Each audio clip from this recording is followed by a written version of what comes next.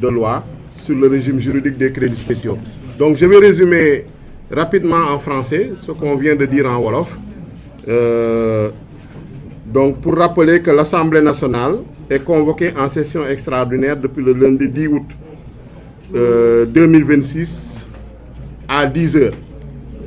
Et nous avons démarré les travaux depuis le mercredi 12 août.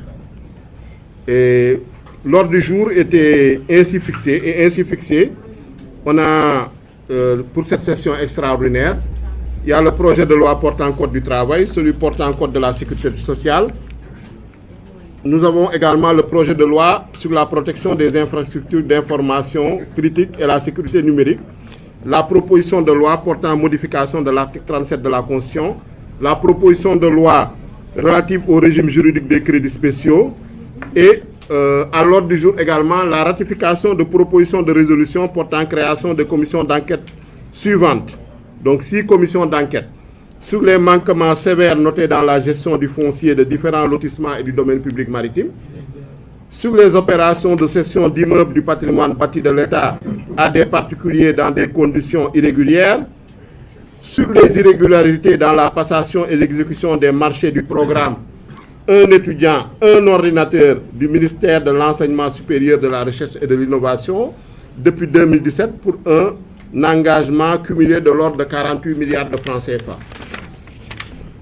Sur les abandons de recettes et la gestion des exonérations fiscales, sur les conditions de délivrance et le renouvellement des licences de pêche. Donc voilà l'ordre du jour de cette session extraordinaire. Et comme je l'ai dit, nous avons démarré les travaux depuis le mercredi.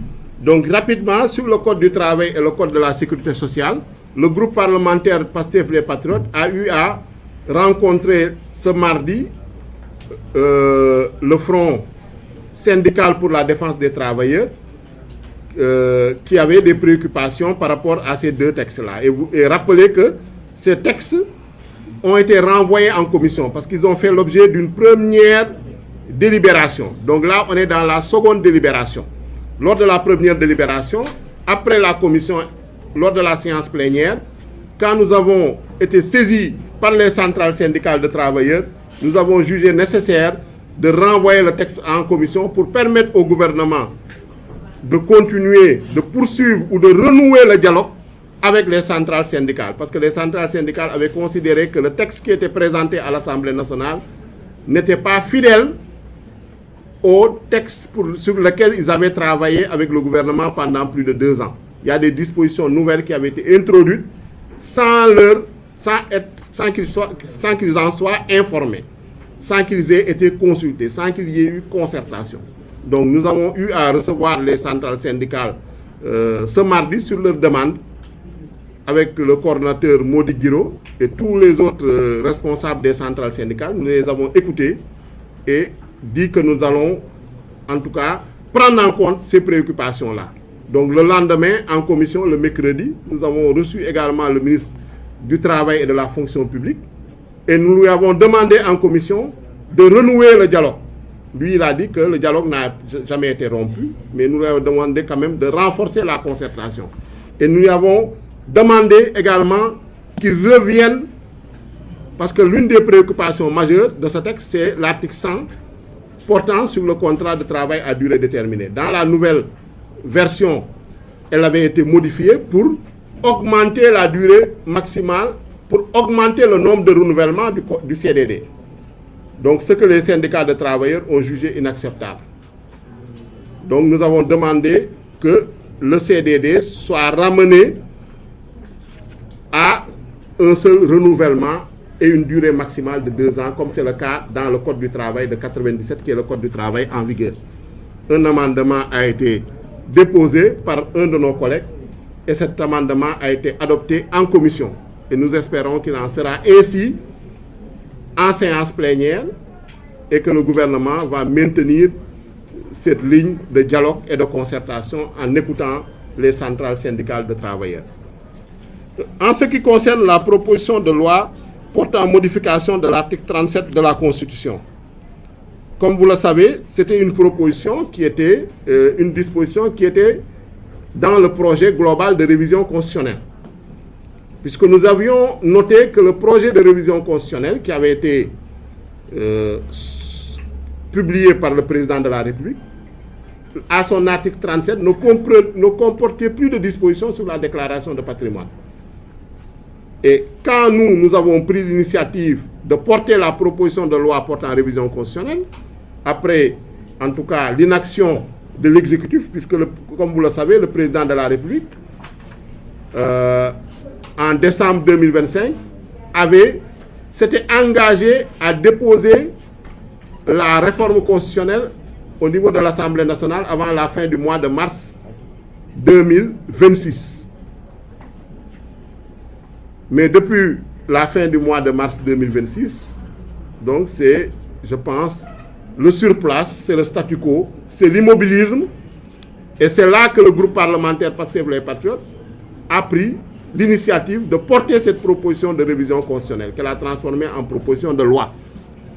Après avoir été examinée et adoptée par l'Assemblée nationale, vous avez suivi un peu le feuilleton judiciaire, en tout cas, avec la saisine par le président de la République du Conseil constitutionnel, en soulevant le vote bloqué et d'autres, disons, prétextes, d'autres alibis pour bloquer cette réforme-là. Ce qui a été, en tout cas, très dommage, puisque non seulement l'exécutif n'a pas respecté son engagement de mener à bout cette réforme, mais encore, on empêche l'Assemblée nationale, par des procédés, je dirais, des procédures dilatoires, des manœuvres dilatoires, de mener à bout ces réformes-là.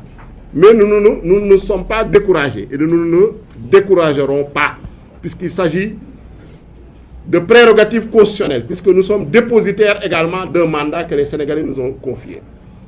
Et quoi qu'il en soit, quoi qu'il en coûte, nous continuerons à exercer nos prérogatives constitutionnelles, quels que soient les blocages institutionnels, les blocages juridiques et autres blocages, et les autres manœuvres, les manipulations, l'intoxication, la désinformation. Nous allons poursuivre sur cette voie-là, parce que c'est la seule voie qui est conforme au mandat que les Sénégalais nous ont confié. C'est pourquoi notre collègue, l'honorable Amadou Ba, a déposé cette modification, cette proposition de loi portant modification de l'article 37 de la Constitution. De quoi il s'agit? Il s'agit simplement de permettre au président de la République, d'obliger le président de la République à faire une déclaration à l'entrée, comme c'est le cas dans la Constitution. La déclaration, bien sûr, doit être publiée au niveau du Conseil constitutionnel, mais également, l'innovation, c'est la déclaration à la sortie, ce qui n'existe pas, à la cessation de ses fonctions. Donc, nous avons tous vu que le président de la République, en tout cas le gouvernement, l'exécutif, s'y était opposé et avait saisi le Conseil constitutionnel pour que le Conseil constitutionnel déclare la proposition de révision constitutionnelle contraire à la Constitution. Sur la procédure, mais pas sur le fond. Le Conseil constitutionnel ne s'est pas prononcé sur le fond. Cette fois-ci, il y a une contradiction flagrante dans la procédure, parce que, bon, ce que j'appellerais un grand écart en matière de procédure, puisque non seulement l'exécutif dit qu'il souhaite aller vers le référendum, un référendum dont personne ne connaît la date, dont personne ne connaît les termes, et ensuite, ils viennent en commission pour déposer des amendements. Donc, il y a un double jeu. Mais, quoi qu'il en soit, l'exécutif a soumis un amendement en commission. Cet amendement, qu'est-ce qu'il apporte? Cet amendement dit simplement que, en plus du président de la République, ils veulent que le Premier ministre et le président de l'Assemblée nationale, également, que leur déclaration de patrimoine soit publiée. Bon, nous aurons préféré que, au lieu de déposer un amendement sur l'article 37 de la Constitution, qu'il modifie la loi portant déclaration de patrimoine. C'était plus simple parce que, comme vous le savez, la Constitution régit la déclaration du patrimoine du président de la République. Parce que le président de la République est une institution. Mais en ce qui concerne les déclarations de patrimoine du Premier ministre et du Président de l'Assemblée nationale, ils sont régis par la loi sur la déclaration de patrimoine qui date de 2025, qui est une loi qui a été initiée par l'exécutif. C'est le Président de la République lui-même qui a initié ce projet de loi en 2025. Ça fait moins d'1 an. Donc, dès que nous avons dit que désormais le Président de la République doit déclarer à la sortie, donc brusquement, lui aussi, l'exécutif a changé d'avis. Il a dit il faut que désormais le Premier ministre et le Président de l'Assemblée nationale déclarent à la sortie. Alors qu'ils auraient pu le mettre dans la loi sur la déclaration de patrimoine de 2025 il y a 1 an. Donc, on a un exécutif un peu suiviste. Dès que l'Assemblée nationale prend une initiative, on dit que le Président de la République doit se soumettre à telle obligation. Eux aussi, ils disent oui, il faut que le Président de l'Assemblée nationale se soumette à la même obligation. Bon, on a dit ok, il n'y a pas de problème. Bon, on aurait préféré que ce soit mieux écrit sur le plan de la logistique, sur le plan de la forme, mais quoi qu'il en soit, on est d'accord sur le fond. On a adopté l'amendement en commission.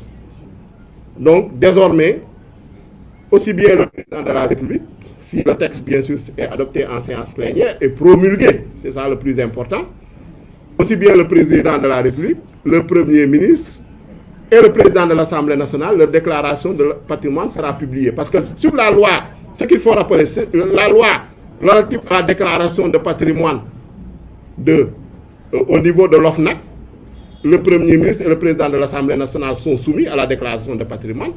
Vous avez vu que l'Assemblée nationale, tous les membres du bureau, désormais, ils sont soumis.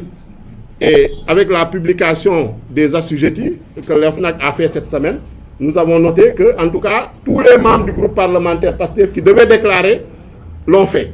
Le président de l'Assemblée nationale, les vice-présidents, les questeurs, les présidents du groupe parlementaire, le seul défaillant est du groupe parlementaire Takku Wallu, malheureusement, mais je pense qu'il pourra se rattraper. L'Assemblée nationale a un taux de déclaration de plus de 90%, ce qui est très bien. Maintenant, il s'agit de faire en sorte que la déclaration de patrimoine soit publiée. Donc, on aurait pu modifier la loi relative à la déclaration de patrimoine, mais on l'a mis dans la Constitution, c'est pas grave. Nous avons adopté l'amendement. Ce qu'il reste à faire, c'est le texte doit passer en séance plénière ce lundi. Et nous osons espérer qu'après l'adoption au 3/5e, parce que adoption au 3/5e, comme vous le savez, vaut approbation d'une loi constitutionnelle. On ne sortira pas des alibis pour dire qu'on veut aller au référendum. Parce qu'un référendum, quand même, ça coûte de l'argent. Est-ce qu'il est nécessaire de faire un référendum,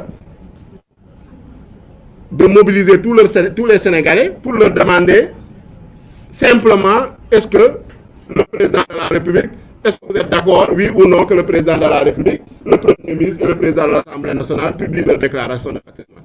Ça ne nécessite pas un référendum. Je pense que ce serait absurde.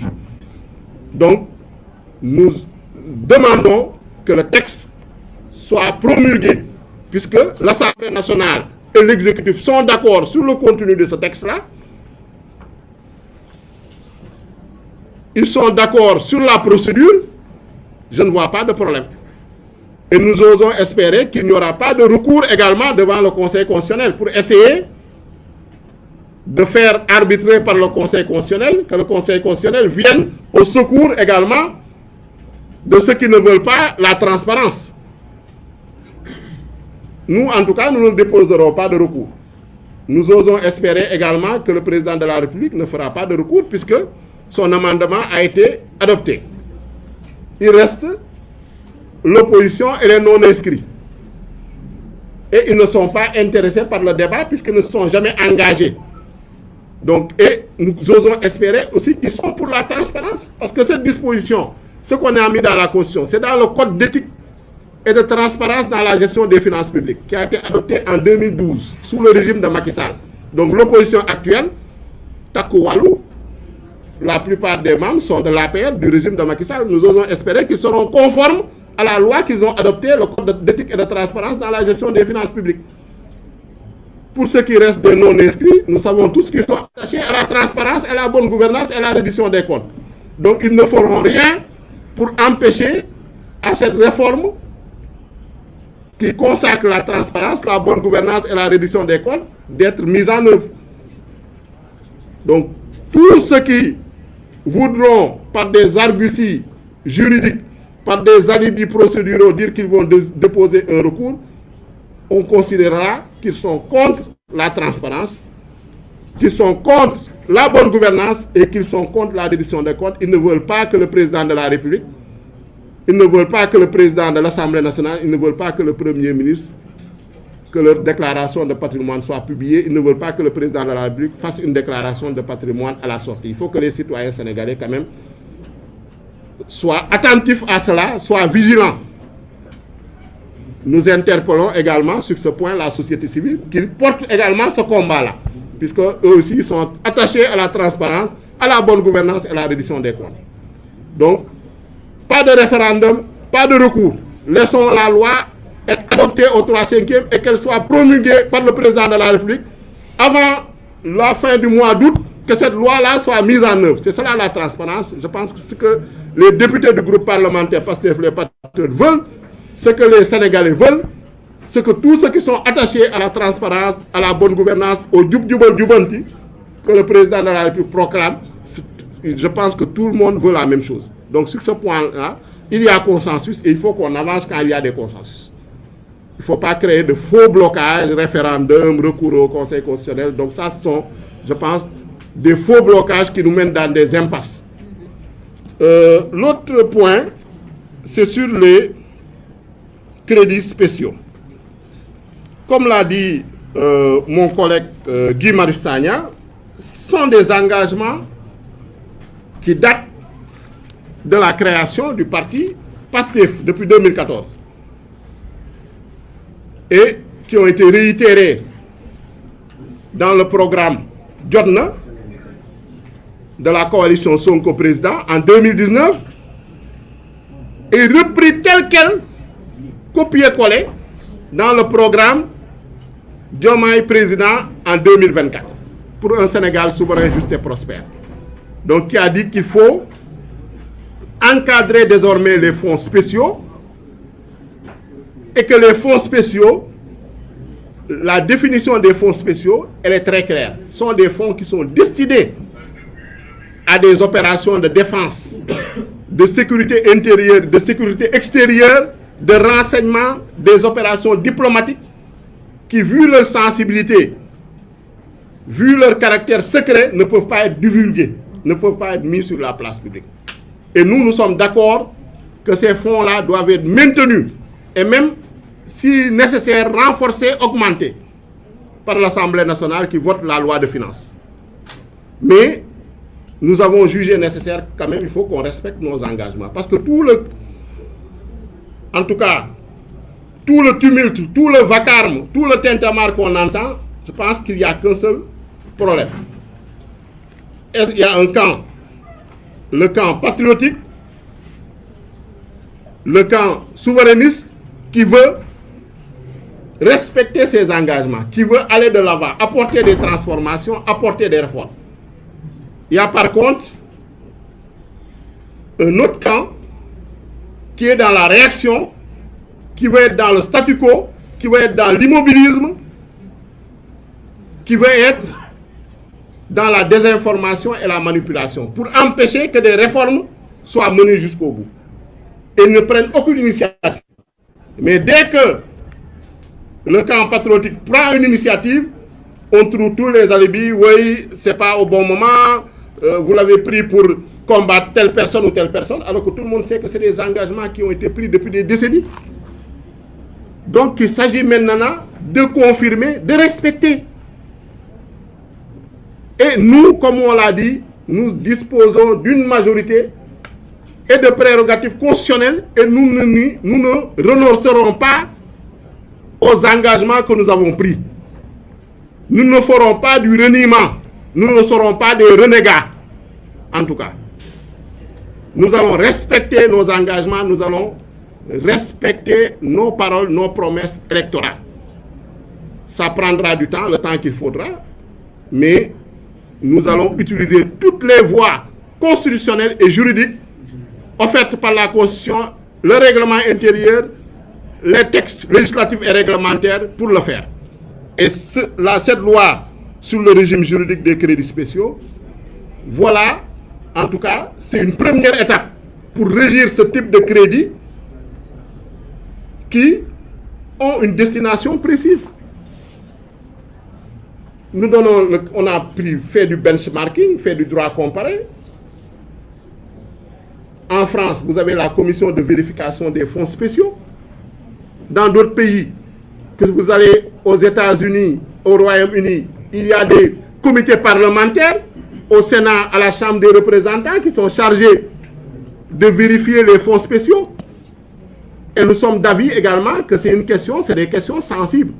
Il faudra des comités restreints avec des gens quand même qui sont dotés d'une légitimité, qui sont élus au suffrage universel, qui vont vérifier, et des rapports seront transmis à qui de droit. Ce ne sont pas des rapports qui seront publiés, mais il faut un minimum de contrôle, parce que c'est l'argent du peuple, c'est l'argent des Sénégalais, c'est l'impôt des Sénégalais, donc c'est les recettes qui sont dans le budget, sont ces recettes-là qui sont transformées en crédit. Que ce soit crédits spéciaux, fonds politiques, fonds d'intervention sociale. Mais ici, le plus important, c'est de dire, nous n'allons pas les supprimer.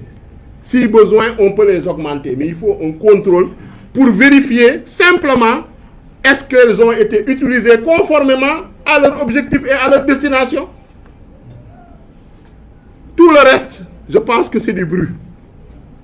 Et nous sommes prêts vraiment à mener les réformes nécessaires avec l'exécutif, avec en tout cas la société civile, pour que ces objectifs-là, qui sont nos engagements et qui sont traduits dans d'autres documents qui ont été pris dans le cadre de dialogue où réunit toutes les forces vives du Sénégal, que ce soit les assises nationales, que ce soit la Commission nationale de réforme des institutions, le dialogue national sur le système politique, le dialogue national sur la justice. Donc maintenant, il est temps de traduire ces différents dialogues-là en des réformes concrètes. Je pense que c'est de cela qu'il s'agit. Maintenant, comme on l'a dit, c'est une initiative.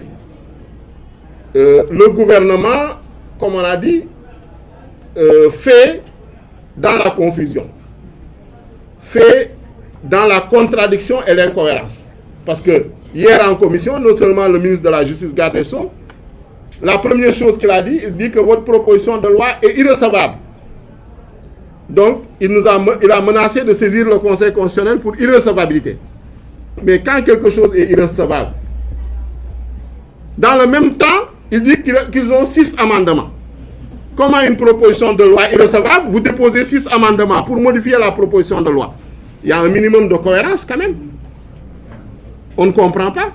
Et dans la proposition de loi, dans les amendements, leur objectif, c'est de brouiller la nature des crédits spéciaux. Nous, les crédits spéciaux, on a bien défini que c'est pour le domaine de la défense, de la sécurité. Les opérations diplomatiques discrètes ou secrètes. Ils disent qu'il faut mettre dedans des aspects sociaux, le social. Nous ne sommes pas contre le social, au contraire. Mais je pense que, conformément à nos engagements électoraux, conformément aussi aux standards de bonne gouvernance, dans tous les pays, on distingue les crédits qui sont destinés à des opérations de défense, de sécurité et de renseignement, et des crédits qui sont destinés à des questions sociales. Parce que ce qu'on veut éviter, c'est qu'on prenne de l'argent qui est destiné à la défense, à la sécurité intérieure, à la sécurité extérieure, soi-disant pour le donner à des fondations, pour financer des partis politiques, pour financer, pour recruter des militants, pour débaucher des maires. C'est ce qu'il faut éviter. Donc, ce qui est destiné à la sécurité doit rester à la sécurité. Ce qui est destiné au social doit être réservé au social. Et cela, nous sommes entièrement d'accord. Personne ne dit qu'il faut les supprimer. Au contraire, il faut les augmenter, mais il faut les contrôler, il faut les distinguer. C'est cela, je pense, le sens de l'initiative de notre collègue Guy Marius Sagna, Mame Diarra Bèye et Alphonse Mané Sambou par rapport à cette loi relative au régime juridique des crédits spéciaux. Et nous osons espérer que le gouvernement, en tout cas, ne va pas utiliser le blocage et qu'ils vont retrouver la raison, qu'ils vont retrouver la cohérence, parce qu'on ne peut pas dire qu'une chose est irrecevable et déposer des amendements sur la même proposition de loi qu'on a qualifiée d'irrecevable. Donc soit elle est irrecevable et vous appliquez la procédure d'irrecevabilité, soit elle est recevable et là vous déposez des amendements. Sinon, on est dans l'incohérence totale, ou on est plutôt dans de la manipulation et dans la confusion. Donc je pense que voilà un peu la situation. Et nous allons continuer le travail la semaine prochaine, Inch'Allah, en séance plénière, pour que ces réformes qui sont des engagements, ces réformes qui sont nécessaires